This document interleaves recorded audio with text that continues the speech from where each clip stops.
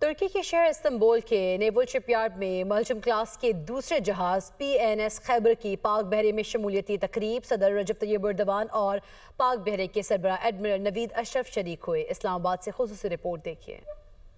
2018 میں ہوئے معاہدے کے تحت ملجم کلاس کے 2 جہاز ترکیہ اور 2 پاکستان میں تیار ہوں گے۔ اس جہاز کی شمولیت کے بعد ترکیہ میں منصوبہ پر کام مکمل ہو گیا۔ جہاز جدید تکنیکی form, command and control systems اور جدید ہتھیاروں اور سینسر سے لیس ہے۔ تقریب سے خطاب کرتے ہوئے ترکیہ کے صدر رجب طیب ایردوان نے پاکستان اور ترکی کے درمیان برادرانہ تعلقات کو مثالی قرار دیا۔ صدر ایردوان نے مستقبل میں بھی دفاعی پیداوار کے شعبے میں باہمی تعاون کو بڑھانے کی ضرورت پر زور دیا۔ نیول چیف نے دفاعی شراکت داری کو بھی سراہا اور کہا کہ یہ نہ صرف پاک ترکی دفاعی تعاون کو مضبوط بنانے میں اہم کردار ادا کرتی ہے بلکہ ہماری دیرپا اور گہری شراکت داری کی بھی عکاسی کرتی ہے۔ ترک صدر نے جہاز کا دورہ کیا، عملے سے بات چیت کی۔ ترک صدر کو گارڈ آف آنر بھی دیا گیا۔